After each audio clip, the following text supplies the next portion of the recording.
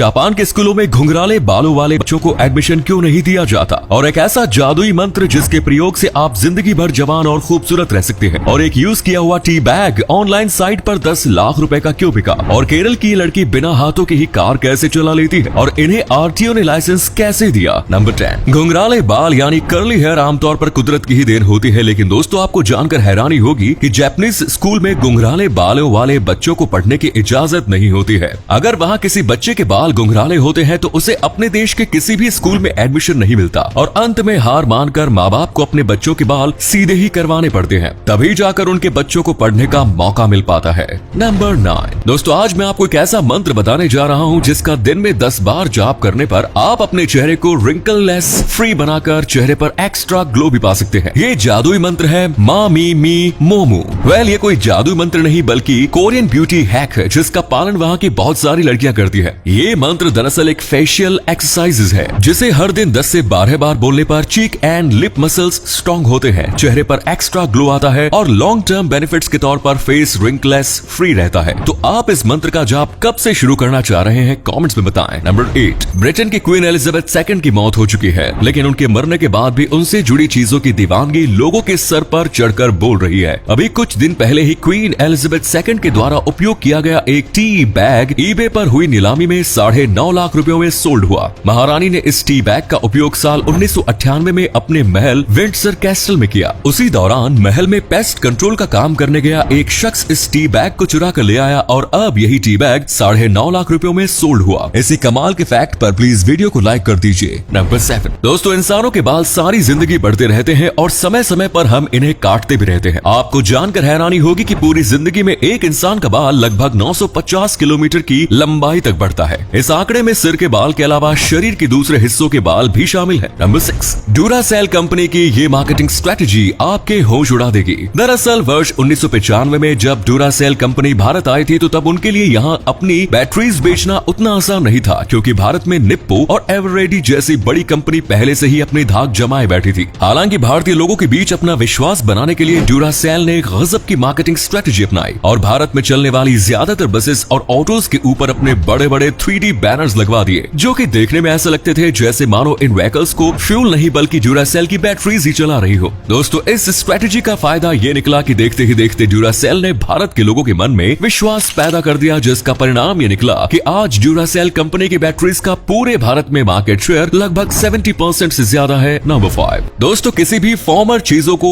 Indicate करने के लिए एक्स शब्द का उपयोग किया जाता है, लेकिन आपको जानकर हैरानी होगी कि आज से 3 सदी पहले 18वीं सदी में एक्स शब्द का उपयोग किसके लिए किया जाता था। उस दौरान जब लेटर का जमाना था तो तब लोग जब अपने लव्ड वंस को पत्र लिखा करते थे तो तब पत्र के अंत में एक्स लिख देते थे, जिसका अर्थ ये होता था कि पत्र लिखने वाला पत्र पढ़ने वाले को किस दे रहा है। दोस्तों आपके लिए एक पहेली है, इस तस्वीर को ध्यान से देखिए और पहचानिए कि ये तस्वीर किस हीरोइन की है। नंबर 4, आपने लोगों को कपड़ों पर मशीन से या फिर सुई धागे के जरिए हाथों से डिजाइन वगैरह बनाते हुए देखा होगा, लेकिन क्या आपने कभी नाखून से कपड़ों पर डिजाइन बनाते हुए देखा है? जापान की ऐसी ही एक 1000 साल पुरानी तकनीक है जिसमें लोग अपने नाखूनों को अलग अलग डिजाइन में काटकर नाखूनों की मदद से कपड़ों पर खूबसूरत डिजाइन बनाया करते थे। कपड़ों पर कारीगरी करने के इस तरीके को सुमेगा की सुजुमी ओरी कहा जाता है। इस तकनीक की मदद से कपड़ों पर कॉम्प्लेक्स डिजाइनिंग की जाती थी। नंबर 3, अगर आप इंस्टाग्राम यूज कर रहे हैं तो जरा सावधान हो जाना और भूलकर भी इंस्टाग्राम पर ट्रेंडिंग में चल रहे हैशटैग एम्बेडेड पर क्लिक मत करना,